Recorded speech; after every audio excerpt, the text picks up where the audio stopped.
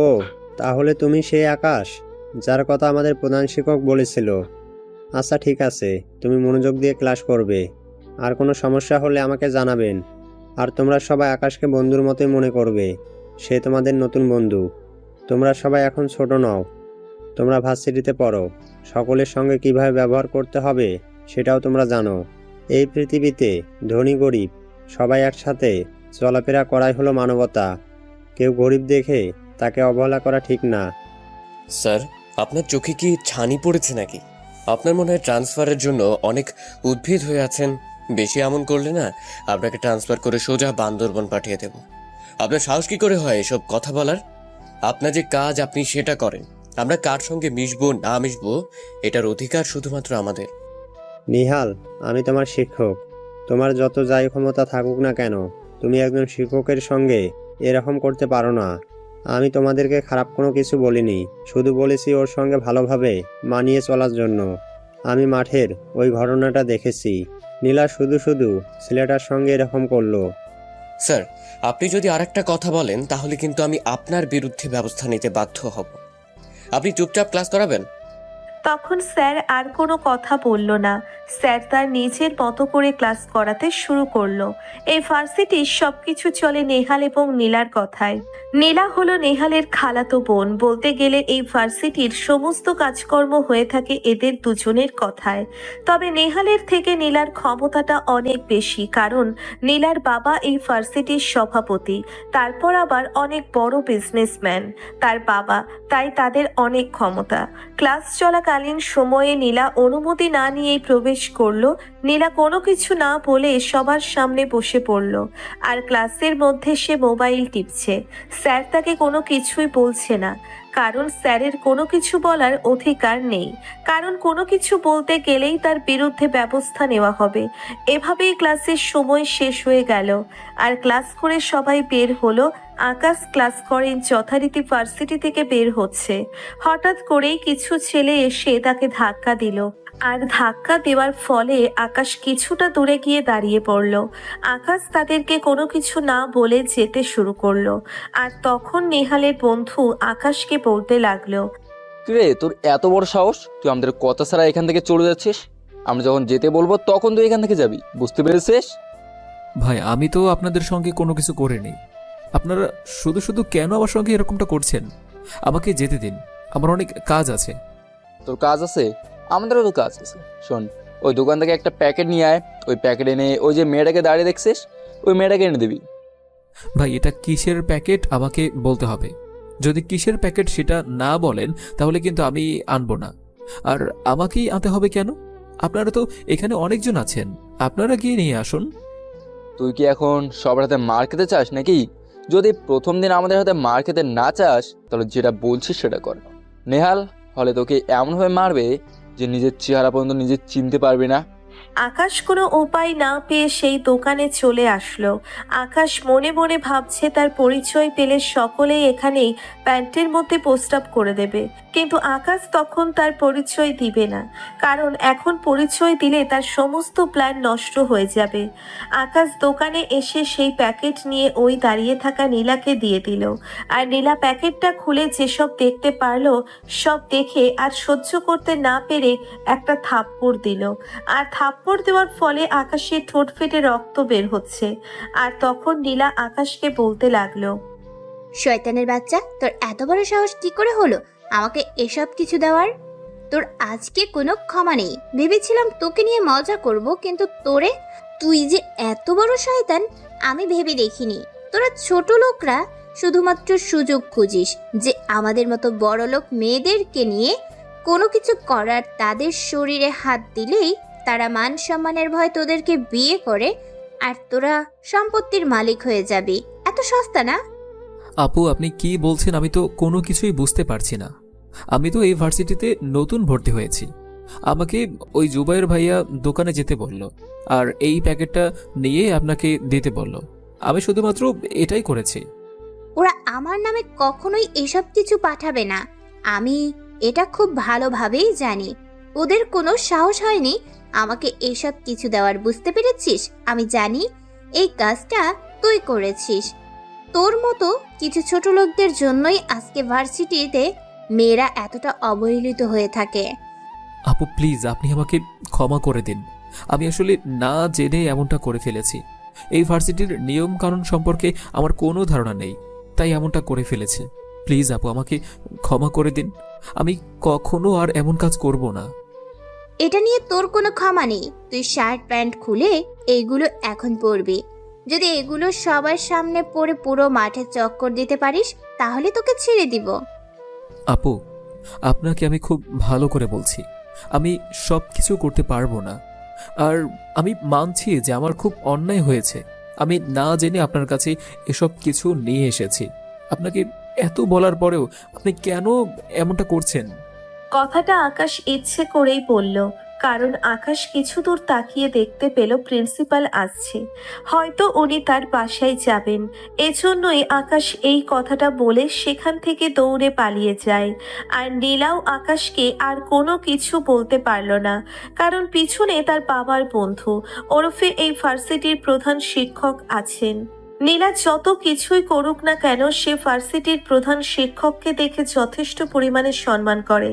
নীলা তার হাতের প্যাকেটটা তার ব্যাগে ঢুকিয়ে নেয়, যেন স্যার কোনোভাবে বুঝতে না পারে। আসলে এগুলো হচ্ছে এই ভার্সিটির এক প্রকার র্যাগিং। আকাশ এদিকে বাসায় চলে আসলো। আকাশ বাসায় এসে চিন্তা করতে লাগলো, সে নীলাকে যেসব কথা বলে এসেছে, লাস্টে না জানি কালকে ভার্সিটিতে গেলে সে কি করবে। আকাশ এগুলো ভাবতে ভাবতে এসে রান্না করে খাবার খেয়ে নেয়। খাবার খাওয়ার পরে এসে শুয়ে শুয়ে মোবাইল টিপতে থাকে। অবশ্য ফোনের মধ্যে কিছু একটা খোঁজাখুঁজি করছে, কিন্তু কোথাও খুঁজে পাচ্ছে না। আর হঠাৎ করে আকাশের মোবাইলে একটা কল আসলো। আকাশ কলটা রিসিভ করলো।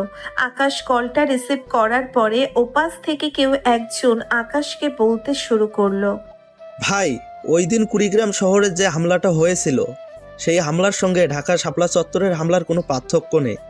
এগুলো হামলা যারা করেছে ওরা একই গ্যাংয়ের লোকজন, কিন্তু এই গ্যাংটা কে চালায় সেটা আসলেই বুঝতে পারছি না। দেখ, যে করেই হোক এটার পেছনে কে আছে সেটা খুঁজে বের করতে হবে। আমার 2 দিনের মধ্যে এই খবরটা চাই। আমি আর কোনো কথা শুনতে চাই না। আর শোন, আমি যেহেতু ভার্সিটিতে আছি, তাই ভার্সিটিতে অন্য কারো নজর দেওয়ার দরকার নেই। তোরা তোদের কাজ করবি। তবে ভাই, আপনাকে একা ভার্সিটিতে এভাবে ছেড়ে দেব আমাদের আসলেই মন চাচ্ছে না। কারণ কেউ যদি আপনার পরিচয়টা জেনে যায় আর যদি আপনার কোনো ক্ষতি করে দেয়, তখন আমাদের কি হবে? আমাকে নিয়ে তোদের কোনো চিন্তা করতে হবে না। তোরা তোদের নিজেদের চিন্তা করিস। আর আমি যে কাজটা দিয়েছি সেই কাজটা ভালোভাবে করিস। আর সবাইকে বলে দে আমার প্ল্যান অনুযায়ী কাজ করার জন্য। প্রতিটা কাজের শেষে যেন আমাকে জানায়। এখন রাখ। একথা বলার পরে আকাশ কল কেটে দেয়। আকাশ কল কেটে দেওয়ার পরে আবার চিন্তা করতে থাকে।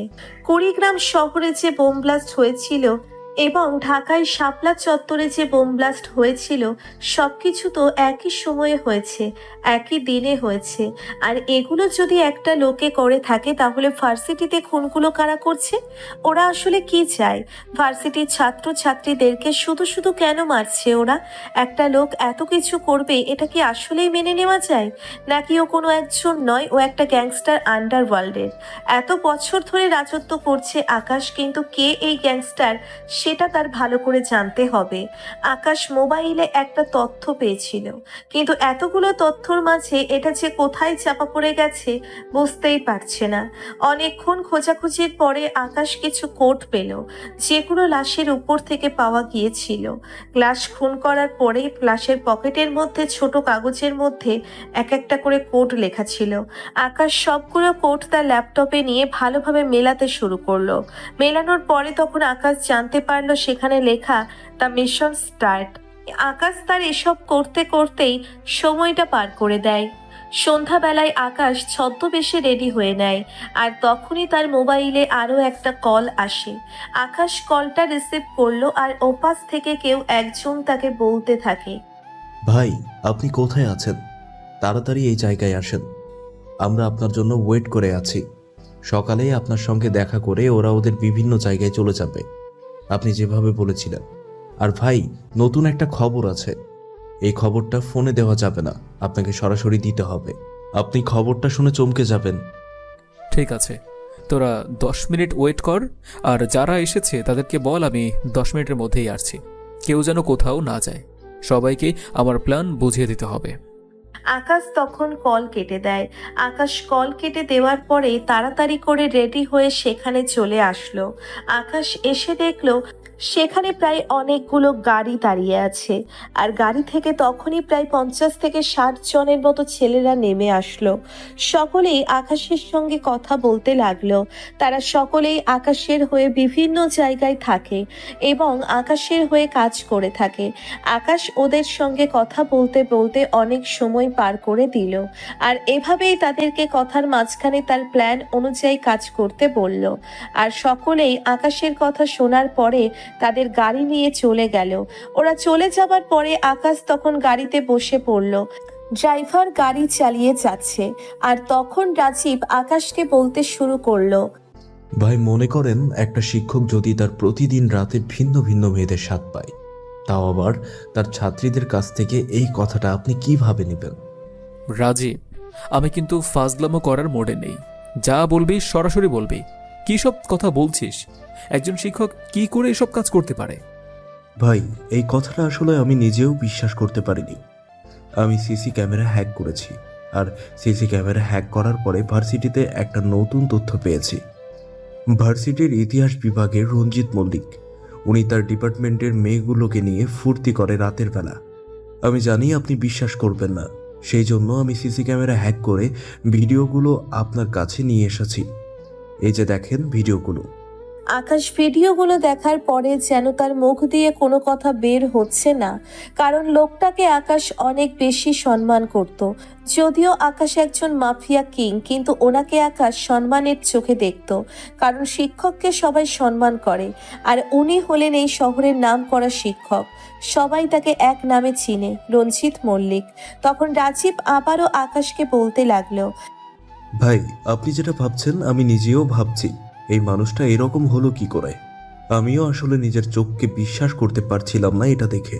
আপনি যদি চান তাহলে আপনাকে নিয়ে এখন একটা জায়গায় যেতে পারি, যেখানে গেলে হয়তো আপনি কোনো কিছু দেখতে পারবেন, যদি ভাগ্যে থাকে। আর যদি ভাগ্যে না থাকে তাহলে তো দেখতে পারবেন না। চলুন যাওয়া যাক। একথা বলার পরে আকাশ গাড়িতে উঠে পড়ল।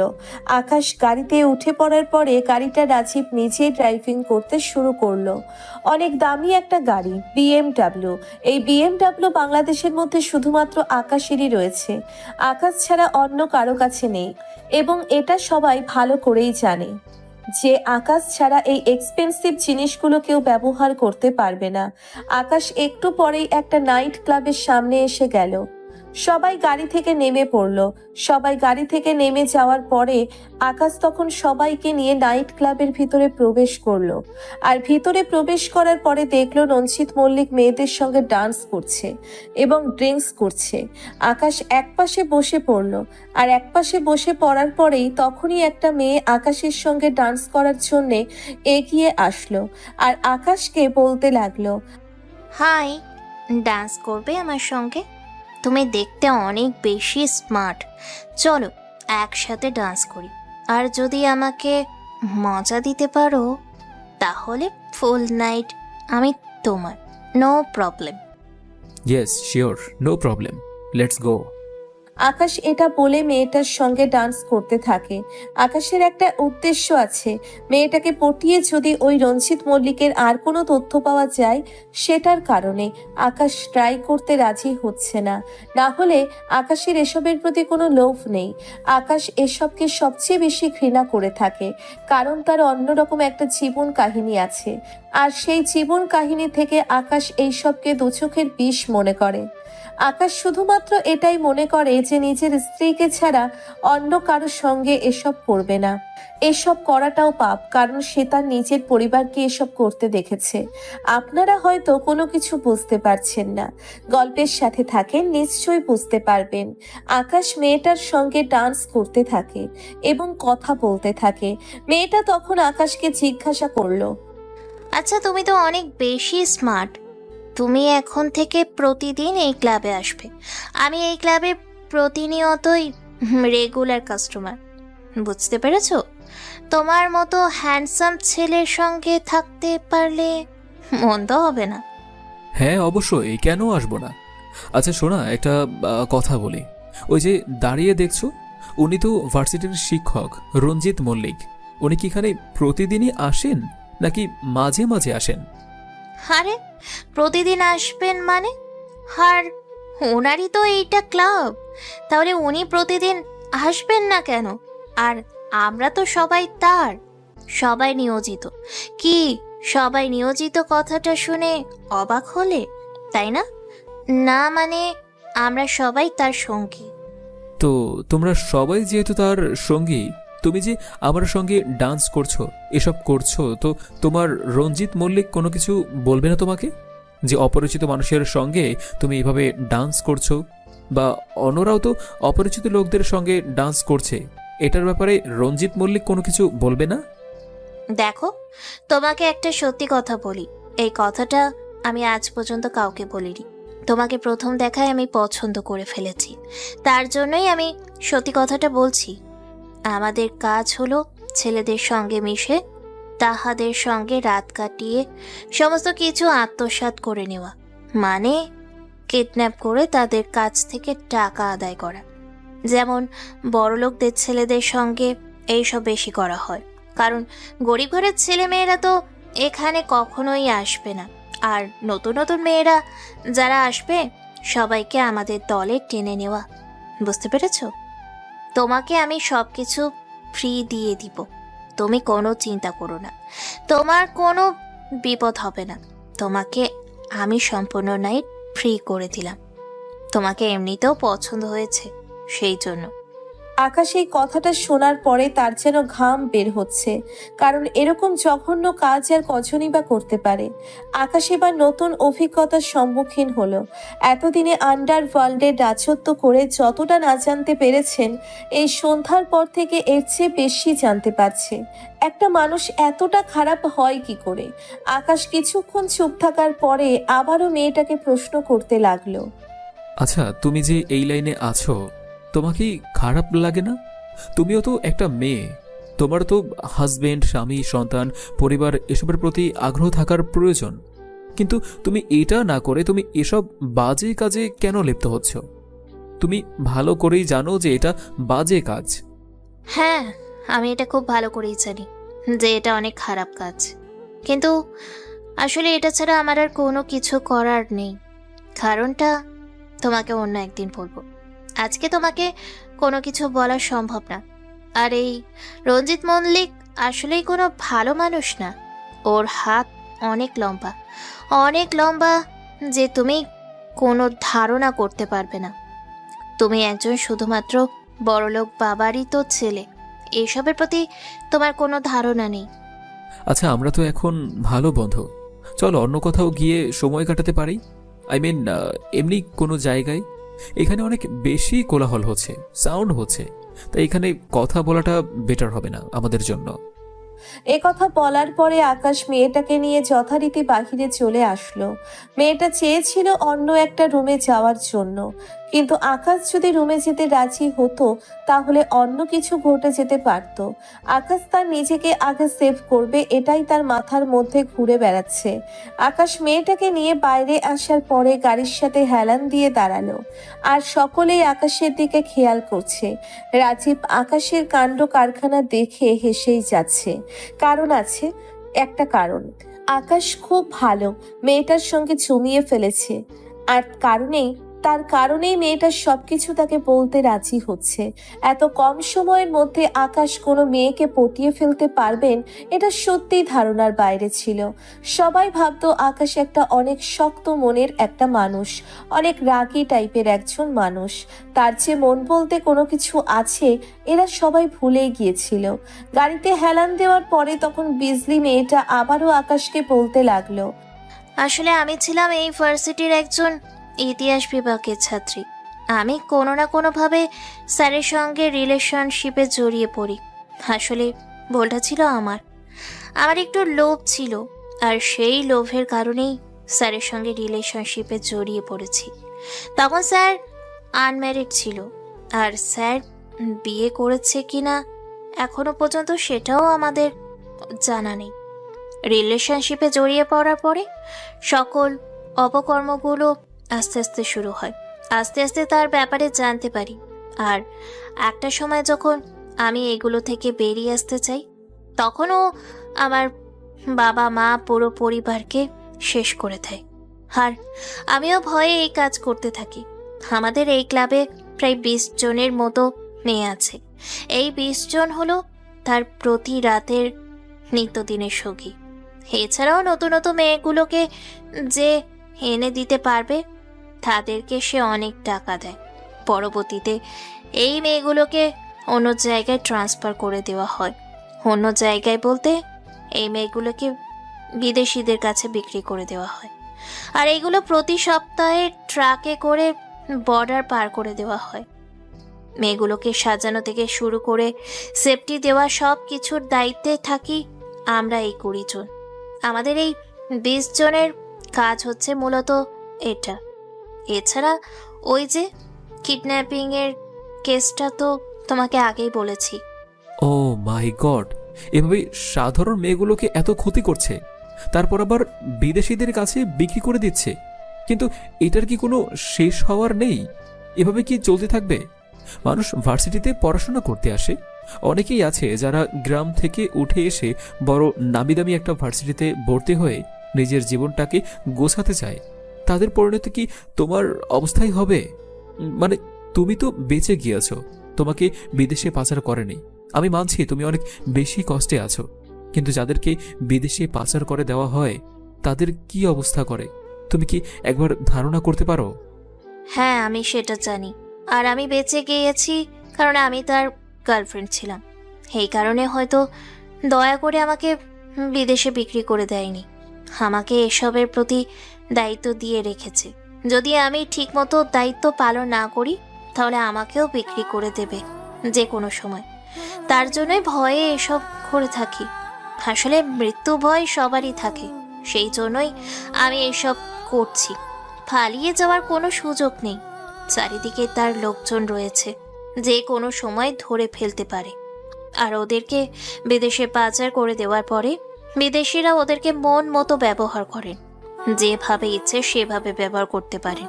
তোমাকে কি বলতে চাচ্ছি তুমি ভালো করেই বুঝতে পারছো। আর পত্রপত্রিকায় তুমি ভালো করেই জানো কিভাবে কি করে লেখালেখি হয়। সব কিছু মেনে নিতে না পারলে মেয়েগুলোকে ওরা হত্যা করে ফেলে। আর হত্যা করার পরে কিডনি এবং আরও কিছু বডির অংশগুলোকে ওরা পিস হিসেবে বিক্রি করে দেয়।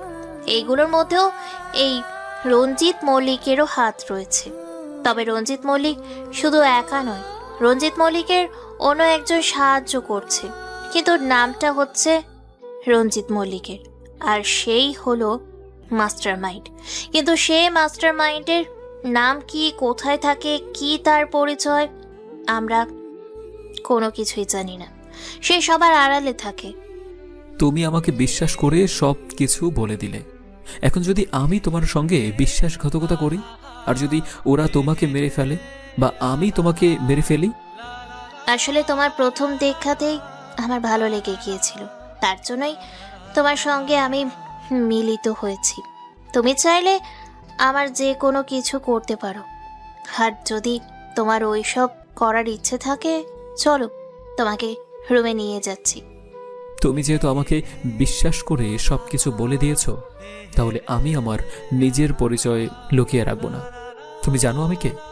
আমি সেই আন্ডারওয়ার্ল্ডের মাফিয়া কিং আকাশ চৌধুরী।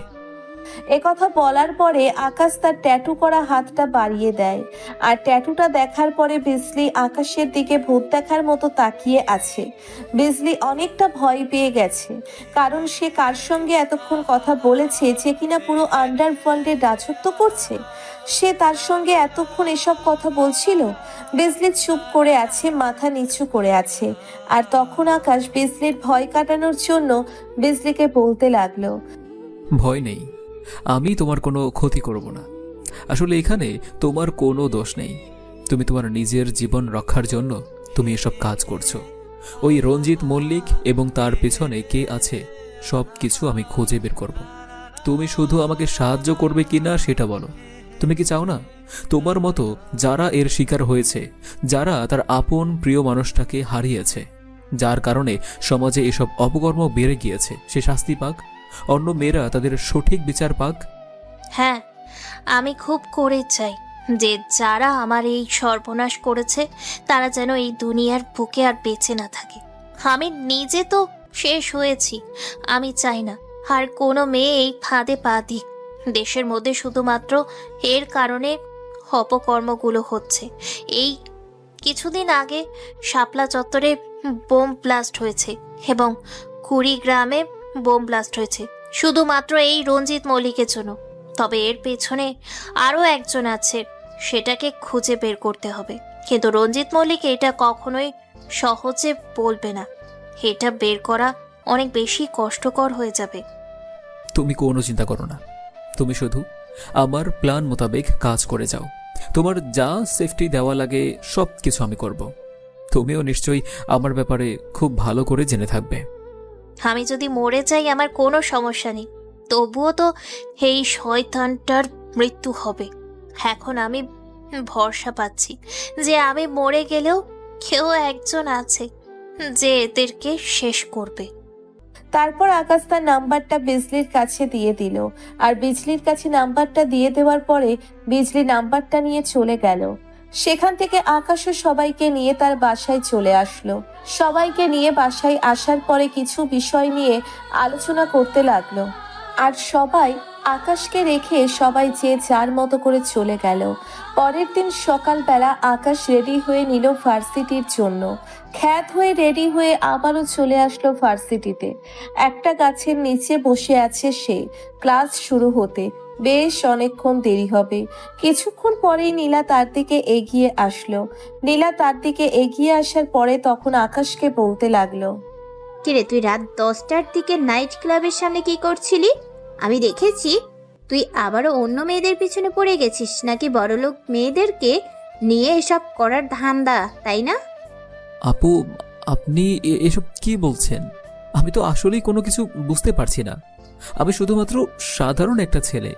আমি দিন আনি দিন খাই আর অনেক কষ্ট করে এই ভার্সিটিতে চান্স পেয়ে পড়াশোনা করছি। রাত 10টা তো অনেক সময়, এত রাতে আমি বাহিরে কি করে বের হব? আর তাও আবার এই নাইট ক্লাবের সামনে। আমি তো কখনো নাইট ক্লাবের ধারে কাছেও যাইনি। এখানে গেলে অনেক টাকা লাগে। আপনি হয়তো আমার জায়গায় অন্য কাউকে দেখেছেন। মানুষের মতো মানুষ অনেকেই থাকতে পারে। আমি শুনেছি একটা মানুষের মতো 7 জন মানুষ হতে পারে। সেটা ঠিক, আমি তোর মতো কাউকে হয়তো দেখেছি কালকে। একটা দামি গাড়ির মধ্যে হেলান দিয়ে কথা বলছিল। আচ্ছা, সেটা বড় কথা নয়, এসব কথা বাদ দে। তুই কালকে আমাকে ওই কথাটা কেন বলেছিস? আমাকে যে এই কথাটা বলার পরে ধরে চলে গিয়েছিলি কেন? আপু, আমি বুঝতে পারিনি আপনাকে ওই প্যাকেটটা দেওয়ার পরে ওই অবস্থা হয়ে যাবে। আমি সত্যি জানতাম না যে ওই প্যাকেটের মধ্যে এসব কিছু থাকবে। আপনি আমাকে ক্ষমা করে দিন। আমি আর কখনো আপনার সামনেও আসবো না। সেটা বললে তো হবে না। তুই যেহেতু অন্যায় করেছিস সেজন্য তোকে শাস্তি পেতে হবে। এখন যা, আমার জন্য দোকান থেকে আইসক্রিম নিয়ে আয়। আর এই নিয়ে 500 টাকা একটা আইসক্রিম আনবি, আর বাকি টাকা তোর কাছে রেখে দিবি। এই কথা বলার পর আকাশ দোকানে চলে আসলো। আকাশ দোকানে আসার পরে নীলার জন্য আইসক্রিম কিনে নিয়ে বাকি টাকা তাকে ফেরত দিল। বাকি টাকা নীলা না নিয়েই সেখান থেকে তার বান্ধবীদের কাছে চলে গেল। তার বান্ধবীদের সঙ্গে গিয়ে আলোচনা করতে লাগলো। গল্প করতে করতে সময়টা পার হয়ে গেল, আর আকাশ এদিকে ভার্সিটিতে কাউকে খুঁজতে লাগলো। আর হঠাৎ করে দেখলো ছেলেটা ক্লাসে প্রবেশ করছে। আকাশও তাড়াতাড়ি করে ক্লাসে প্রবেশ করলো। এমন জায়গায় গিয়ে বসে পড়েছে যেন সবাইকে খুব ভালোভাবে লক্ষ্য করা যায়। স্যার ক্লাস করাচ্ছেন। স্যার ক্লাস করানোর সময় নীলা ক্লাসে প্রবেশ করলো। নীলা ক্লাসে প্রবেশ করে সে তার জায়গা মতো বসে পড়লো। আর হঠাৎ করে একটা ছেলে তার মোবাইল বের করলো। আর তার মোবাইলটা বের করার পরে কারোর সঙ্গে যেন মেসেজ করছে, যে মেসেজটা ছিল এরকম: বস, আজকে নেহাল ভাই আপনার সঙ্গে দেখা করতে যাবে, আপনি জায়গা মতো চলে আসবেন। আর রঞ্জিত স্যার আপনার সঙ্গে এখন দেখা করতে পারবে না, আপনার সাথে কোনো এক সময় দেখা করবে, আর সব কিছু নেহাল আপনাকে জানিয়ে দেবে। আকাশ দূর থেকে মেসেজ করাটা দেখে নিল, আর মেসেজটা দেখার পরে কিছুটা আন্দাজ পেল নেহাল কার সঙ্গে দেখা করতে যাচ্ছে। তাহলে কি সেই বসের সঙ্গে নেহাল দেখা করতে যাচ্ছে, নাকি অন্য কারোর সঙ্গে? এত সহজে ওই বসকে সে পেয়ে যাবে এটা কখনোই হতে পারে না। সে হয়তো অন্য কেউ হতে পারে। যে গোপনে আছে আসল বস এত তাড়াতাড়ি সামনে আসতে পারে না। তবে সে খুব ভালো করেই জানে যে ওই তাদের বস কোথায় আছে। আকাশ যথারীতি ক্লাস শেষ করলো, আর ক্লাস শেষ করার পরে তখন ভার্সিটির পিছনে চলে আসলো।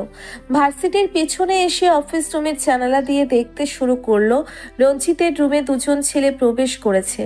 দুজন ছেলে প্রবেশ করার পরে তখন রঞ্জিত স্যারকে বলতে লাগলো, নেহাল আজকে মাহিনের সঙ্গে দেখা করতে যাবে, আর মাহিন 2টা প্রোডাক্ট চেয়েছে, আর 2টা প্রোডাক্ট খুবই ইনট্যাক্ট চেয়েছে।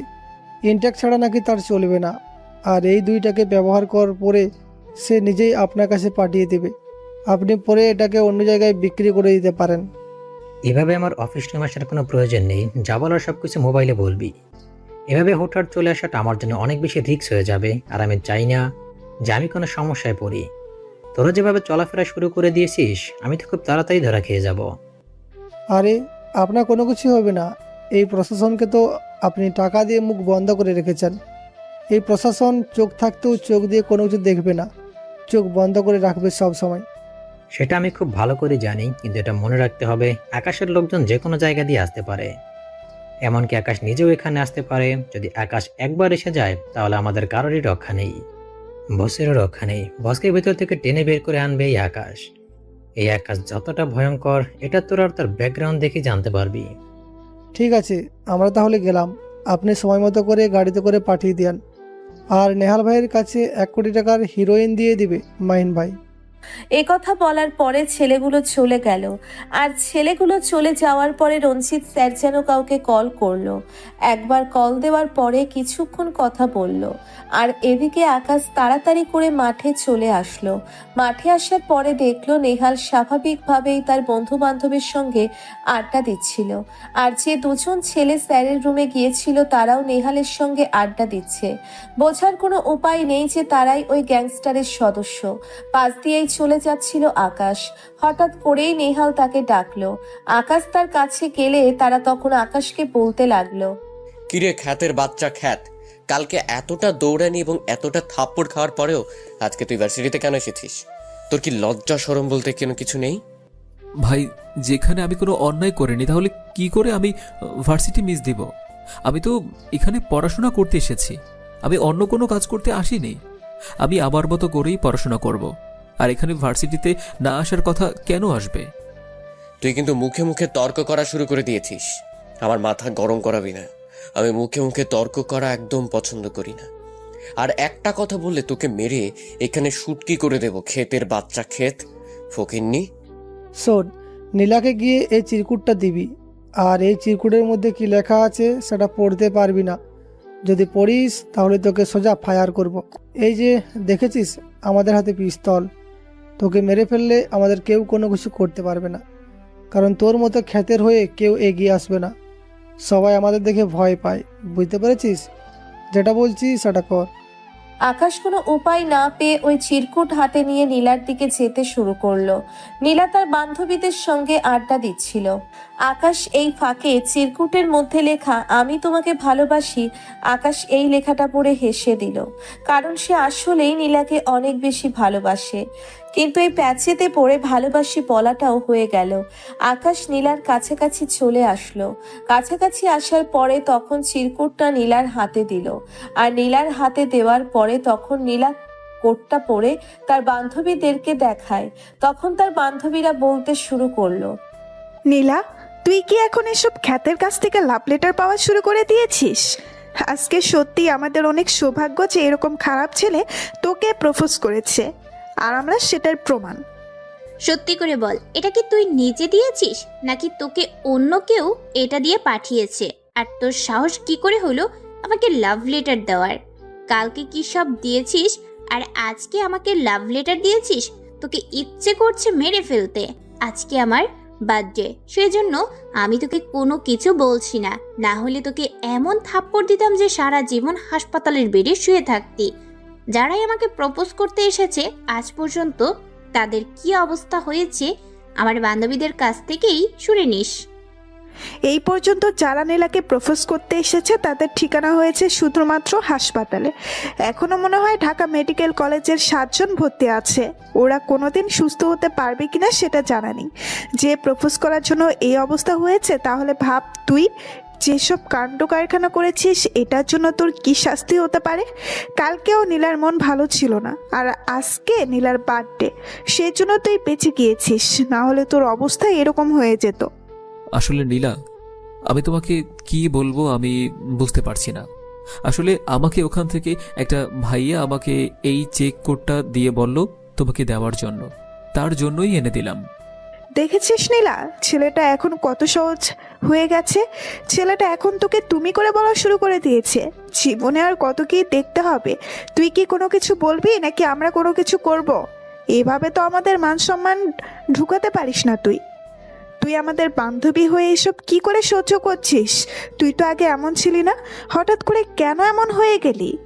তখনই নীলা রেগে গিয়ে আকাশকে একটা থাপ্পড় মারলো। আকাশকে থাপ্পড় মারার ফলে আবারও সেই ঠোঁট কাটা জায়গায় লেগে যায়, আর সঙ্গে সঙ্গে রক্ত বের হতে শুরু করলো। আকাশ কোনো কিছু না বলে সেখান থেকে চলে আসলো। সেখান থেকে সোজা বাসায় এসে তার ঠোঁটের মধ্যে ঔষধ লাগিয়ে নেয়। আর এভাবেই সময়টা পার হয়ে যায়। সন্ধ্যাবেলায় আকাশের ফোনে একটা কল আসলো। আকাশ কলটা রিসিভ করলো।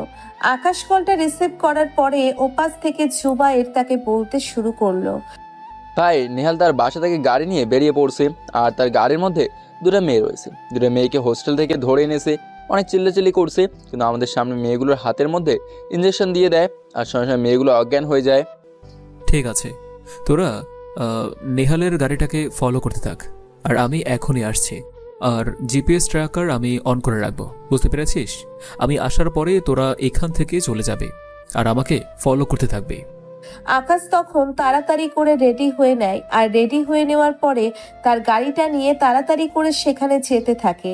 কিছুক্ষণ পরে নেহালের গাড়িকে ফলো করতে থাকে এবং জুবায়ের তার গাড়ি নিয়ে তার গোডাউনে চলে গেল। আর তার গোডাউনে যাওয়ার পরে আকাশের জিপিএস ট্র্যাকার ফলো করতে থাকে। আকাশ নেহালের গাড়িটাকে ফলো করতে করতে একটা জঙ্গলের সামনে এসে থামলো, আর নেহাল গাড়ি থেকে নেমে পড়লো। নেহাল গাড়ি থেকে নেমে পড়ার পরে অপেক্ষা করতে লাগলো, আর এদিকে আকাশও তার গাড়ি থেকে নেমে অন্য একটা জায়গায় লুকিয়ে পড়লো। আর কিছুক্ষণ পরেই আকাশ খেয়াল করলো আর একটা গাড়িতে করে একজন লোক আসে, আর এটাই হয়তো সেই মাহিন। মাহিন গাড়িটা নেহালের সামনেই থামালো। মাহিন সহ গাড়ি থেকে আরো বেশ কজন ছেলেরা নেমে পড়লো। আর ছেলেরা নেমে পড়ার পরে মাহিন তখন নেহালকে বলতে শুরু করলো, শোন, পরবর্তী নির্দেশ না দেওয়া পর্যন্ত আমার কোনো প্রোডাক্ট লাগবে না। আর কোটি টাকার হিরোইন দিয়েছে, এটা শেষ হওয়ার পরে আমাকে জানাবি। রকে তোকে মালামালে পৌঁছে দেবে। আর আকাশের লোকজন চারিদিক দিয়ে ছড়িয়ে পড়ে আছে, যে কোনো মুহূর্তে অ্যাটাক করতে পারে, তাই সাবধানে চলাফেরা করতে হবে। আর আমি নির্দেশ না দেওয়া পর্যন্ত এভাবে দেখা করবি না। আমি যখন বলবো তখনই দেখা করবি। ভাই, আপনি যেভাবে বলেছিলেন আমি সেভাবে কাজ করছি। আর ভার্সিটিতে এখন মেয়েরা অনেক সতর্ক হয়ে গেছে, কেউ আর মিথ্যে কথায় চলে আসতে চায় না, সবাই এখন চালাক হয়ে গেছে। আর পুরনো প্রোডাক্টগুলো শুধু আছে, নতুন প্রোডাক্ট কোনোভাবেই ম্যানেজ করতে পারছি না। আর হিরোইনগুলো বিভিন্ন ভার্সিটিতে পৌঁছানোটাও অনেক বেশি টাফ হয়ে গেছে, কারণ রাস্তায় আকাশের লোকজন ছদ্মবেশে দাঁড়িয়ে থাকে, তাই ভয়ের কারণে কেউ ট্রাক নিয়ে যেতে চাইছে না। ট্রাক নিয়ে গেলে যে কোনো মুহূর্তে আকাশের লোকজন গুলি করে দিতে পারে, তার ভয় কেউ যাচ্ছে না। ঠিক আছে, আমি বসের সঙ্গে এই বিষয়টা নিয়ে আলোচনা করব, এবং আমাদের লোকজন আরও বাড়াতে হবে। আর লোকজন বাড়ানোর ফলেই আমরা সকল ভার্সিটিতে হিরোইনগুলো পাচার করতে পারবো। ড্রাগসের ব্যবসাটা আরও বেশি উন্নত করতে হবে। হ্যাঁ ভাই, আপনি ঠিক কথা বলেছেন। আর এখানে থাকাটা আমাদের জন্য অনেক বেশি রিস্ক হয়ে যাবে। যদি কোনোভাবে আকাশের কাছে খবরটা পৌঁছে যায় তাহলে কিন্তু আমাদের এই সমস্যা হতে পারে। তার জন্য বলছি, খুব তাড়াতাড়ি এখান থেকে সরে পড়তে হবে, যে কোনো মুহূর্তে তার চলে আসতে পারে। এই কথা শোনার পরে আকাশ তাড়াতাড়ি করে ফায়ার করাতে প্রথমেই মাহিনের হাতের মধ্যে গুলিটা লেগে গেল, তার পিস্তলটা পড়ে গেল, আর তখন আকাশ একের পর এক গুলি করতে থাকে। আকাশের গুলি দেখে আকাশের লোকেরাও ওদেরকে গুলি করতে থাকলো, আর শেষ মুহূর্তে নেহাল পালিয়ে যায়, কিন্তু আকাশ তাকে ধরে ফেললো। আকাশ তাকে দৌড়তে দৌড়তে জঙ্গলের ভিতরে নিয়ে আসলো, অবশেষে ধরে ফেলতে সক্ষম হলো। আর ধরে ফেলার পরে তখন আকাশকে নেহাল বলতে শুরু করলো, কে তুই? তুই আমাকে এভাবে মারছিস কেন? আমাদের কাজে তুই পাতা দিয়েছিস, তুই জানিস না আমরা কি করতে পারি? আমরা কার লোক? আমাদের বস যদি জানতে পারে তোকে সেকেন্ডের মধ্যে শেষ করে দেবে, তুই আর বেঁচে থাকতে পারবি না। আমিও তো এটাই চাই, তোর বস আমার সামনে আসুক। তোর বসের সঙ্গে কথা বলার ইচ্ছাটা অনেকদিন ধরেই আছে, আর এই ইচ্ছাটা পূরণ হবার জন্যই তো আমি এতদিন ওয়েট করে আছি। আর তোকে ছেড়ে দেব মানে? তোকে কি ধরেছি আমি যে ছেড়ে দেওয়ার জন্য? ও, বুঝে গেছি।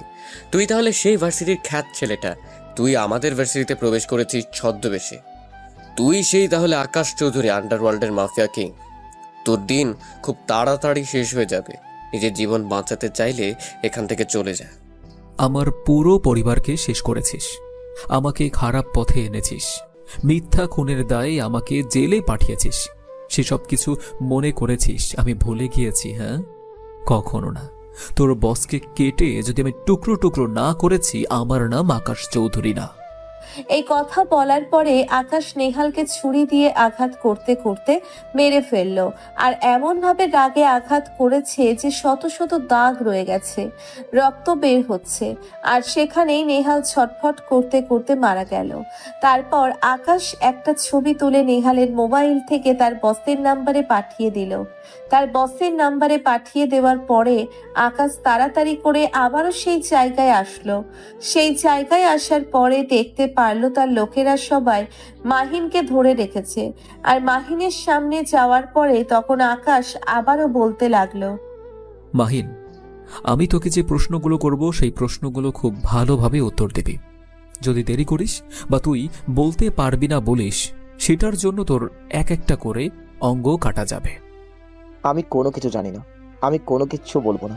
তোকে আমি ভয় পাই না, সব ভয় পেলে এই মাহিম চৌধুরী কখনো কাউকে ভয় পায় না। তোর আন্ডারওয়ার্ল্ডের রাজত্ব করার দিন শেষ হয়ে আসছে, এখন থেকে আমরা রাজত্ব করব। কেন রে? আন্ডারওয়ার্ল্ড কি আমার বাপের নাকি তোর বাপের যে লিখে নিয়ে নিবি? এখানে থাকতে গেলে এমন কিছু হও যেন তোমাকে আঁকড়ে ধরে আরও কিছু মানুষ বাঁচতে পারে। আমাকে আঁকড়ে ধরে সবাই ভালো আছে, শুধুমাত্র তোরাই ভালো থাকতে পারলি না। আমাকে নিয়ে ভালো থাকবে কি করে? তোরা তো মানুষের ক্ষতি ছাড়া উপকার করিস না। আমাদের যা ইচ্ছে হয়েছে আমরা তাই করব, তাতে তোর এত নাক গলানোর কি আছে?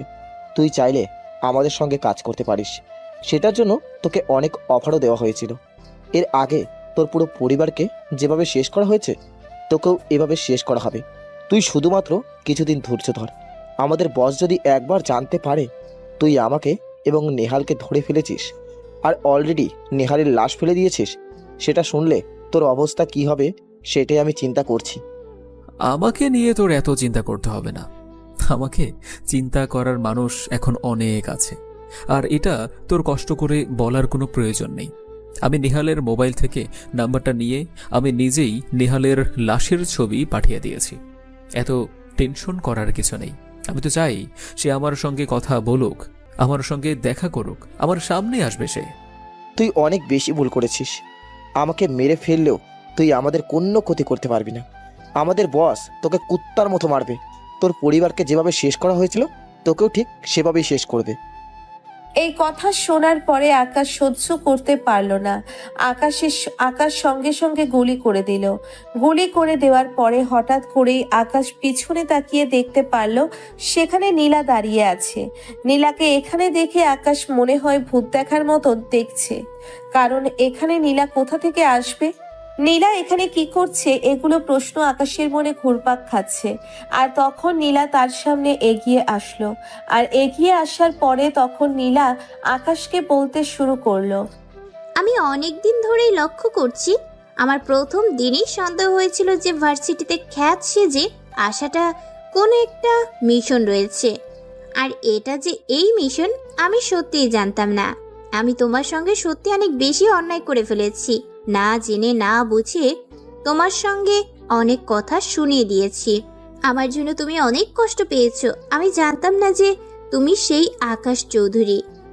আসলে আমি তেমন কোনো কিছু মনে করিনি, আর যাকে ভালোবাসি তার কথায় কোনো কিছু মনে করতে নেই। একদিন আমি তোমাকে শপিং মলে দেখেছিলাম, আর শপিং মলে তোমাকে দেখেই তোমার প্রেমে পড়ে গিয়েছিলাম। তারপর সিদ্ধান্ত নিলাম এই ভার্সিটিতে আসব, আর তোমার সঙ্গে এই নাটকগুলো করব। তাই হয়েছে। আমি সেটা না বুঝে আমি তোমার সঙ্গে দিনের পর দিন ভার্সিটিতে অনেক কথা শুনিয়েছি, অনেক অপমান করেছি। আমি সত্যি বুঝতে পারিনি। প্লিজ তুমি আমাকে ক্ষমা করে দাও। আজকে আমি বাসা থেকে বেরিয়েছিলাম এমনিতেই ঘোরাফেরা করার জন্য, আর হঠাৎ দেখলাম তুমি একটা গাড়িতে উঠে এখানে এসেছো। তারপর আমিও আমার গাড়ি নিয়ে ফলো করতে করতে এখানে চলে এসেছি। এখানে থাকাটা তোমার জন্য নিরাপদ নয়। তুমি তোমার বাসায় চলে যাও, আমার আরও অনেক কাজ আছে। আর আপাতত আমাকে নিয়ে না ভাবলেও চলবে। আমি মানুষটা সত্যিই ভালো না, তোমাকে আমার ভালো লেগেছে, তার জন্য সহ্য করেছি এসব। আমার জীবনে ভালোবাসাটা কখনোই আসবে না। কিন্তু আমি যে তোমাকে ভালোবেসে ফেলেছি সে প্রথম দিন থেকে, আর তার জন্যই তো আমি এমনটা করেছি। না হলে তো আমি কখনোই এমনটা করতাম না। প্লিজ তুমি আমাকে ফিরিয়ে দিও না। আমি সত্যি তোমাকে অনেক বেশি ভালোবাসি। তোমার সরলতা দেখে আমি সত্যি মুগ্ধ হয়েছিলাম। আমি দেখেছি তুমি লুকিয়ে লুকিয়ে এতিমখানায় যাও আর বাচ্চাদেরকে তুমি সাহায্য করো, কিন্তু তোমার নাম বলতে দাও না। এটা সত্যি আমার কাছে অসাধারণ লেগেছে। আজকাল মানুষ করে এগুলো মানুষকে দেখানোর জন্য, কিন্তু তুমি নীরবে ওদের সাহায্য করে যাচ্ছ। ওদের জীবিকা তোমার মাধ্যমে হচ্ছে, তাই এগুলো দেখে তোমার প্রতি আমার শ্রদ্ধাবোধ বেড়ে গেছে। আকাশ তখন নীলাকে তার জোর করে গাড়িতে তুললো আর জুবাইরকে বলল নীলার গাড়িটা তার বাসার সামনে দিয়ে আসার জন্য। আকাশ গাড়ি ড্রাইভিং করে যাচ্ছে আর চুপচাপ ড্রাইভিং করতে করতে নীলার বাসার সামনে চলে আসলো। নীলাকে নামিয়ে দিল। নীলাকে নামিয়ে দেওয়ার পরে নীলা তখন বলতে শুরু করলো, তুমি এটা কি করলে? আমি কি তোমাকে এটার কারণে এত কষ্ট করে ফলো করে তোমার ওইখানে গেলাম? রাস্তার মধ্যে এত কথা বলতে চাইলাম, তুমি কেন কথা বললে না আমার সঙ্গে? আমি কি কোনো অন্যায় করেছি? আমি এখন যে সিচুয়েশনের মধ্যে আছি সেই সিচুয়েশনের মধ্যে থাকলে তুমিও এমনটাই করতে। আমার এখন প্রেম ভালোবাসা এসব করার সময় নয়। যখন হবে তখন হবে, কিন্তু এখন এইসব করার সময় নয়। আমার সামনে অনেক দায়িত্ব, অনেক বড় কর্তব্য রয়েছে। আর কি দায়িত্ব কি কর্তব্য এটা তুমি খুব ভালো করেই জানো। তোমাকে বোঝানোর মতো ক্ষমতা আমার নেই, বুঝে নিও। এভাবেই পার হয়ে গেল বেশ অনেকগুলো দিন। দেশের অবস্থা প্রচুর খারাপ হয়েছে। দেশের মধ্যে বিভিন্ন জায়গায় বোম ব্লাস্ট করেছে আলী আশরাফ। এই আলী আশরাফ হলো তাদের একমাত্র গডফাদার। দেশের এবং বাইরে যত অপকর্ম হয় সবকিছু শুধুমাত্র এই আলী আশরাফের কারণে হয়ে থাকে। টিভিতে সাংবাদিকরা আকাশের ব্যাপারে নিউজ করছে। আকাশ সকল কিছু নিজের হাতে তুলে নিয়েছে। আকাশ তার লোকজন দিয়ে আলী আশরাফের যত জায়গা আছে সবকিছু ধ্বংস করে দিচ্ছে। সাধারণ মানুষ অনেক খুশি। সাধারণ মানুষ এখন একটাই নাম জপ করে, সেটা হলো আকাশ। এদিকে নীলা আকাশের শূন্যতা অনুভব করতে পেরেছে। নীলা এখন আকাশকে প্রচন্ড পরিমাণে ভালোবেসে ফেলেছে। যদিও আকাশ নীলাকে অনেক আগে থেকেই ভালোবাসে, কিন্তু এটা আকাশ এখন এসব নিয়ে ভাবছে না। নীলা প্রতিনিয়ত আকাশের সঙ্গে যোগাযোগ করার চেষ্টা করে, কিন্তু যোগাযোগ করতে পারে না, কারণ আকাশ অনেক ব্যস্ত সময় পার করছে। তখন তার প্রতিটা সেকেন্ডের মূল্য তার কাছে অনেক বেশি দামি। এগুলো হারিয়ে গেলে সে আর কখনোই ফিরে পাবে না। আর যদি কাজে একটা ভুল হয় তাহলে তার অনেক বড় ক্ষতি হয়ে যাবে। সে আরো অনেক দূর পিছিয়ে যাবে, যেটার মাসুল তাকে অনেক দিন ধরে দিতে হবে। একদিন রাতের বেলা সকল কাজ করার পরে আকাশ শুয়েছিল, আর তখনই নীলা তাকে কল দিল। নীলা কল দেওয়ার পরে আকাশকে বলতে শুরু করলো, কি ব্যাপার? আমি তোমাকে এতগুলো কল দিচ্ছি, তুমি আমার কল রিসিভ করছো না কেন? আর তুমি এসব কি করছো? এমন তাণ্ডব শুরু করে দিয়েছো কেন? এই শহরের প্রতিটা জায়গায় আলী আশরাফের লোকজনকে মেরেই যাচ্ছ লাগাতার ভাবে। তুমি কি এসব খুন খারাপি বন্ধ করবে কিনা সেটা বলো। নীলা, তোমার কাছে কি এগুলো খুন খারাপি মনে হচ্ছে? তুমি কি চোখ থাকতেও অন্ধ? তুমি কি চারদিকে কি হচ্ছে দেখতে পারছো না? আমি যদি ওদেরকে না মারি তাহলে ওরা দেশের ক্ষতি করবে, আমার নিজেরও ক্ষতি করে দেবে। তখন কি হবে? আর কাউকে না কাউকে তো দাঁড়াতে হবে। আমি ছাড়া কে আছে দাঁড়ানোর মতো? আমি এসব কোনো কিছুই জানি না। আমার মতে এগুলো হলো গুন্ডামি মাস্তানি। আমি আন্ডারওয়ার্ল্ডের মাফিয়া কিং সম্পর্কে কোনো কিছুই জানি না, আর জানতেও চাই না। আমি এসব কোনো কিছুই চাই না। আমি শান্তি চাই। তোমাকে নিয়ে আমি শান্তিতে বাঁচতে চাই। নীলা, তুমি বুঝেও না বোঝার ভান কেন করছো? আমি তোমাকে আগেও বলেছি এসব নিয়ে কোনো কথা বলার সময় আমার এখন নেই। আমার কাছে এখন সবচেয়ে বেশি গুরুত্বপূর্ণ হলো আমার এই সিচুয়েশনটা। কথা বলার পরে আকাশ কল কেটে দিল। কল কেটে দেওয়ার পরে আকাশ ভাবতে শুরু করলো মেয়েটা তাকে নিয়ে সত্যিই অনেক বেশি ভাবনা চিন্তা করে। কিন্তু সে যদি এখন নীলার মায়ার কাছে আবদ্ধ হয়ে যায় তাহলে সে অনেক বেশি বড় ভুল করবে। এই সুযোগে আলী আশরাফ দেশের মধ্যে আরো অনেক কিছুই করে ফেলতে পারে এবং আরো অনেক ক্ষতির সম্মুখীন হবে সে। এখন যেভাবে আগাচ্ছে আলী আশরাফ 2-3 মাসের মধ্যেই পথে বসে যাবে, এটাই আকাশ করছে এবং এটাই তার স্বপ্ন ছিল। পরদিন সকালবেলা যথারীতি আকাশ ভার্সিটিতে চলে আসলো। সে ভার্সিটিতে আসার পরে দেখতে পেল আজকে রঞ্জিত মল্লিক আসে নাই। আকাশ তার দামি গাড়ি নিয়ে ভার্সিটিতে এসেছে আর তার পিছনে প্রায় 7-8টা গাড়ি রয়েছে আর সকলেই নেমে আকাশের দিকে দাঁড়িয়ে আছে। এটা দেখে সবাই আকাশের দিকেই তাকিয়ে আছে, কারণ তারা এতদিন যে ছেলেটাকে জানতো আজকে সেই ছেলেটাই এত দামি গাড়ি এবং এত সিকিউরিটি নিয়ে এসে ভার্সিটিতে এসেছে। এটার কারণেই সবাই আকাশের দিকেই তাকিয়ে আছে। রঞ্জিত মল্লিকের সঙ্গে যারা যারা যুক্ত আছে সবাইকে ওদের সামনেই পড়ে যাবে। সকলের বুঝতে বাকি রইল না যে এটা কে এসেছে ভার্সিটিতে আর এতদিন কাকে তারা এত অপমান করেছিল, এত কথা শুনিয়েছিল। সকলেই মাথা নিচু করে আছে, কারণ মোটামুটি সবাই আকাশকে তুচ্ছ তাচ্ছিল্য করে অপমান করেছিল। তখন আকাশের কাছে জুবাইর এসে বলতে শুরু করলো, ভাই একটা খারাপ সংবাদ আছে। খারাপ সংবাদটা হলো নীলাকে ওরা তুলে নিয়ে গেছে, সঙ্গে নীলার মা বাবাকেও। এইটারই ভয় পাচ্ছিলাম আমি। মেয়েটাকে এত করে বললাম যে বাইরে বের হওয়ার কোনো প্রয়োজন নেই, আমার কারণে হলেও তাকে তুলে নিয়ে যেতে পারে। এখন আমাকে ওরা ব্ল্যাকমেল করবে, সব কিছু শেষ হয়ে গেল। আমি যেতে যেতে ওরা তাকে তুলে নিয়েছে। ভাই এখন কি করব? আমাদের যত জায়গায় যত ছেলেপেলে রয়েছে সবাইকে খবর দেই আর মূল অ্যাটাকের জন্য তৈরি হতে বলি। ওরাও মোড় টাকার জন্য তৈরি হয়ে গেছে, এটা তো 100% ঠিক। হ্যাঁ, এটা ঠিক যে ওরা মূল অ্যাটাক করার জন্য তৈরি হয়ে গেছে। ঠিক আছে, আমার যত জায়গায় লোকজন আছে সবাইকে খবর দে। সবাইকে আজকে সন্ধ্যার মধ্যে আমি আমার গোডাউনের সামনে দেখতে চাই। কথা বলার পরে জুবাইর চলে গেল। জুবাইর চলে যাওয়ার পরে গাড়িতে করে আকাশ কমিশনারের বাসায় চলে আসলো। কমিশনারের বাসার সামনে এসে গাড়ি রেখে দিয়ে ভিতরে প্রবেশ করলো। ভিতরে প্রবেশ করার পরে কমিশনার আকাশকে দেখে অবাক হয়ে গেল আর কমিশনার আকাশকে দেখে বলতে শুরু করলো, কি ব্যাপার, তুমি আজকে নিজে থেকে এখানে এসেছ? নিজে থেকে ধরা দিতে এসেছ? যাক, ভালো কথা, নিজে থেকে ধরা দিতে এসেছ। এটা সত্যি তোমার কাছ থেকে আমি আশা করেছিলাম না। আপনার কি মনে হয় আমি আপনার কাছে এখন স্যারেন্ডার করতে এসেছি? আমার কাজ শেষ না হওয়া পর্যন্ত আমাকে আপনি অ্যারেস্ট করতে পারবেন না। আমাকে কি মামলায় অ্যারেস্ট করবেন? থানায় কি কোনো মামলা আছে নাকি, না কোনো প্রমাণ পেয়েছেন আমার নামে? তাহলে কেন অ্যারেস্ট করবেন আপনি? আপনার সমস্যাটা কোথায় আমাকে নিয়ে? দেখো, দেশের মধ্যে আইন নামে কিছু একটা আছে। তুমি যদি এভাবে নিজের হাতে সব কিছু তুলে নাও তাহলে দেশের মানুষের মধ্যে প্রশাসনের প্রতি কোনো আস্থা থাকবে না। তাই তোমার এই কাজটা করা উচিত হচ্ছে না। আলী আশরাফকে আমি আপনাদের হাতে তুলে দেব। আমি তাকে মারব না। প্রাণে মেরে ফেললে তো সব কিছুই শেষ হয়ে যাবে, আপনারাই তো এটার পরে বিচার করবেন। কিন্তু আলী আশরাফকে ধরা না পর্যন্ত আমি আমার আত্মসমর্পণ করব না। আর আমার ব্যাপারে এমন কোনো প্রমাণ নেই যে আপনি আমাকে অ্যারেস্ট করবেন। আর সমস্যাটা কি আপনার? আমি কোনো খারাপ কাজ করেছি? নাকি আমার লোকেরা কাউকে গিয়ে পিটিয়েছে? নাকি আমার লোকেরা কাউকে ধর্ষণ করেছে? দেশের মধ্যে এখন শান্তি বিরাজ করেছে শুধুমাত্র আমার জন্য। আমি করিয়ে দেখেছি। সব কিছু বুঝতে পারলাম, আর তুমি যেটা করছো এটা আসলে অন্যায় করছো। তোমার এই কাজটা করা ঠিক হচ্ছে না। এই কাজটা তোমার করার কথা নয়।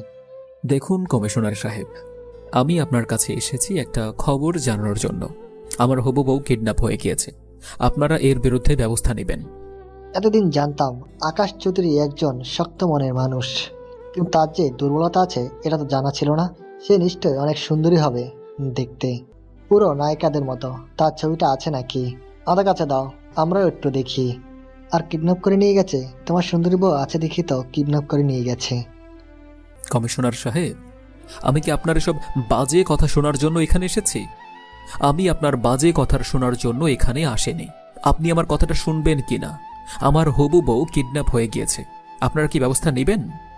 এই বলে কমিশনার আকাশের হাত থেকে মোবাইলটা নিয়ে নীলার ছবিটা দেখতে শুরু করলো। আর নীলার ছবিটা দেখতে দেখতে জুম করতে শুরু করলো, আর অনেক অঙ্গভঙ্গি করতে শুরু করলো। আর তখন আকাশ কোনো কিছু না বলেই গুলি করে দেয়। গুলি করার পরে তখন আকাশ তাকে আবার বলতে থাকে, তোকে একটু আমি চেক করে দেখলাম যে তুই আসলেও খারাপ মানুষ কিনা। এতদিন তোর ব্যাপারে শুনেছিলাম, কিন্তু ততটা বিশ্বাস করিনি। আজকে হাতে নাতে প্রমাণ নিয়ে তারপরেই তোকে মারব। তোর বেঁচে থাকার কোনো অধিকার নেই। সাধারণ মানুষ আসে তোর কাছে সাহায্য চাওয়ার জন্য, তুই মানুষের পাশে দাঁড়াবি, আর সেখানে কিনা তুই কমিশনার হয়ে মানুষের সঙ্গে এরকম করিস। জানি না অন্য সকল মেয়েদের সঙ্গে তুই কি করেছিস, আর আমার বউকে কারা নিয়ে গিয়েছে এটার জন্য আমি তোর কাছে আসব। হ্যাঁ, এটা তুই ভাবলি কি করে? যে রাজত্ব করতে পারে তার বউকে কি করে আনতে হবে, এটা কি তোর কাছ থেকে আবার শিখতে হবে? গুলি করে দেওয়ার পরে কমিশনার ছটফট করতে করতে সেখানেই মারা যায়। আর কমিশনার মারা যাওয়ার পরে তখন আকাশের কাছে একটা কল আসে। আকাশের কাছে কলটা আসার পরে আকাশ কলটা রিসিভ করেই বলতে শুরু করলো, আমি জানি তুই ফোন দিবি, তোর ফোন দিতে হবে না, আমি নিজেই তোর কাছে আসব। তুই শুধু সময়ে হাতে রাখ, তাহলেই হবে। আমি তোর ওখানে আসছি, তোর সব কিছু ধ্বংস করব আমি। তুই আমার কোনো কিছুই করতে পারবে না। তোর বউ অনেক বেশি কষ্ট পাচ্ছে। আয় তাড়াতাড়ি আয়, না হলে তোর বউকে আমার ছেলেরা সবাই তুলে নিয়ে যাবে রুমের মধ্যে। এই কথা শোনার পরে আকাশ কল কেটে দেয়। আর সন্ধ্যার সময় শত শত ছেলেরা আকাশের ডাকে চলে আসে। আকাশ সবাইকে পাঠিয়ে দেয় বিভিন্ন জায়গায়। আকাশও একটা গাড়ি নিয়ে আলাদাভাবে সেখানে যেতে শুরু করলো। সবাই মাইক্রোফোনে কানেক্টেড হয়েছে। আকাশ কিছুক্ষণের মধ্যেই ওই জায়গায় সেই জঙ্গলে চলে আসলো। এটা ছেলে এসে আকাশকে নিয়ে চলে গেল। নিয়ে যাওয়ার পরে তখন বলতে শুরু করলো, ওয়েলকাম মিস্টার আকাশ চৌধুরী ওরফে আন্ডারওয়ার্ল্ডের ডন। আমার রাজ্যে আপনাকে স্বাগত। তুই আসলেই একটা জিনিস। এত মারার চেষ্টা করলাম তোকে, কিন্তু কোনোভাবেই মারতে পারলাম না। কাকে সাথে করে নিয়ে এসেছিস তুই বলতো? তোর মতো শয়তানের হাতে যদি আমার মৃত্যু লেখা থাকতো তাহলে তো অনেক আগেই মরে যেতে পারতাম। সেদিনই মরে যেতে পারতাম যেদিন আমার ফ্যামিলিকে শেষ করে দিয়েছিস তুই। তোর ফ্যামিলিকে আমি নিজের হাতে হত্যা করেছি। শোন, তোকে এখন ঘটনাটা বলি, না হলে তুই কোনোভাবেই বুঝতে পারবি না। তোর সৎ মায়ের সঙ্গে আমার গোপন সম্পর্ক ছিল। আমাদের উদ্দেশ্য ছিল তোর বাবার সকল সম্পত্তি দখল করা, কিন্তু এর মধ্যে আমি জানতাম না যে তুই সেই আকাশ চৌধুরী, আন্ডারওয়ার্ল্ডের মাফিয়া কিং। আমি এটা জানতে পেরেছি তুই বাসা থেকে যখন পালিয়ে গিয়েছিলি তখন। আসলেই তুই একটা জিনিস। সেদিন কেন পালিয়ে গিয়েছিলাম জানিস? কারণ সেদিন আমার কাছে বুক ভরা সাহস ছিল না, আমার কোনো কিছু ছিল না।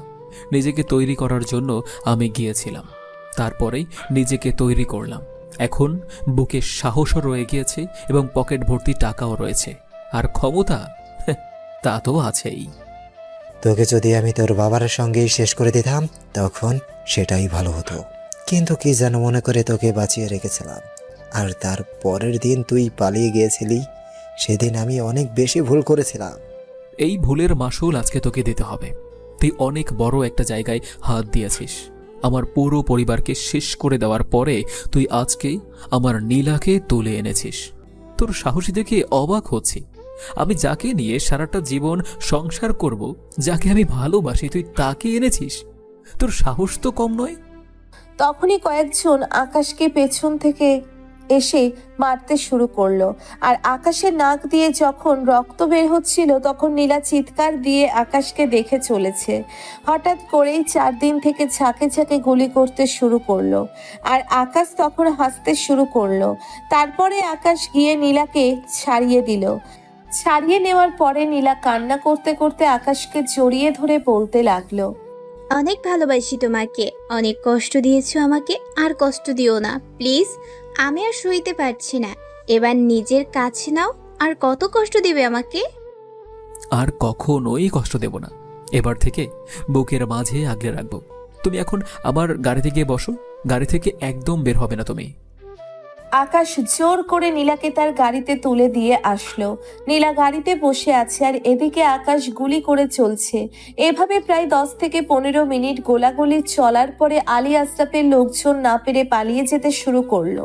কিন্তু আকাশের লোকজন তাদেরকে মেরে ফেলে আর আকাশও আশরাফ এবং রঞ্জিত মল্লিককে ধরে ফেললো।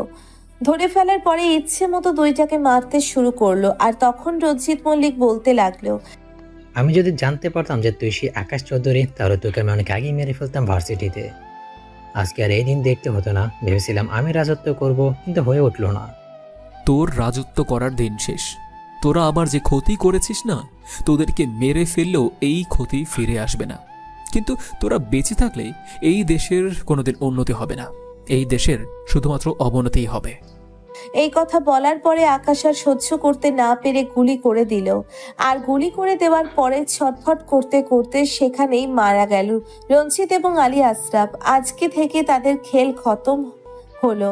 আর তখনই গাড়ি থেকে নীলা দৌড়ে এসে তাকে জড়িয়ে ধরলো। নীলা জড়িয়ে ধরার পরে কান্না করতে থাকে। নীলা জড়িয়ে ধরার পরে কান্না করতে শুরু করলো। আর তখনই পুলিশের গাড়ি চলে আসলো আর পুলিশ আকাশকে অ্যারেস্ট করলো। আর আদালতে রায় হলো আকাশেরও 6 মাসের জেল। আর দেখতে দেখতে 6টা মাস পার হয়ে গেল। আজকে 6 মাস পরে আকাশ জেল থেকে বের হলো। আদালত সবকিছু বিবেচনা করে রায় দিয়েছে।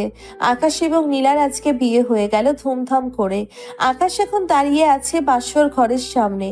ভিতরে যেতে দেরি হচ্ছে দেখে নীলা নিজেই বাইরে এসে বলতে শুরু করলো, কি ব্যাপার? আমি সেই কখন থেকে তোমার জন্য ভেতরে অপেক্ষা করছি। এতক্ষণ লাগে বাসর ঘরে প্রবেশ করতে? তুমি এত শক্ত একটা মানুষ, এখন হাত পা এভাবে কাঁপছে কেন? তুমি কেন আসলে? আমি তো এখনই ভিতরে যেতাম। আর কে বলেছে আমি ভয় পাচ্ছি? আমি ভয়ের কারণে ভিতরে ঢুকিনি না। আসলে সবাই আমার সঙ্গে দেখা করতে এসেছে, তাই সবার সঙ্গে কথা বলেছি, আড্ডা দিয়েছি। এটা ছাড়া আর কোনো কিছুই না। আমি তোমার চোখ দেখেই বুঝতে পারছি তুমি নিজে কতটা ভয় পাচ্ছ। আচ্ছা থাক, এত ভয় পেতে হবে না। চলো আজকে এই নিয়মটা না হয় আমি নিজেই শুরু করি। জামাইকে নিয়ে বাসর ঘরে প্রবেশ করব। ঠিক আছে, তাহলে আমার দায়িত্ব কর্তব্য সব কিছু আজকে তুমি নিজেই পালন করো। আমি তো এসবের কোনো কিছুই বুঝি না। তুমি না হয় আমাকে সব কিছু বুঝিয়ে দিও। আদরটাও না হয় একটু বেশিই পাওয়া যাবে। আর একটা কথাও বলবে না। অনেক লোকজন আছে, এত জোরে জোরে কি আর এসব কথা বলতে হয়? এসব কথা বলতে হয় নিরিবিলিতে, নিজের স্ত্রীর সঙ্গে। আকাশ একথা শুনে নীলাকে কোলে তুলে নিল। নীলাকে কোলে তুলে নেওয়ার পরে নীলাকে নিয়ে ভিতরে গিয়ে দরজা বন্ধ করে দিল। তারপর ভিতরে কি হলো সেটা আপনাদের না জানলেও চলবে। আর এভাবেই না হয় চলতে থাকুক তাদের মিষ্টি ভালোবাসার গল্পটা।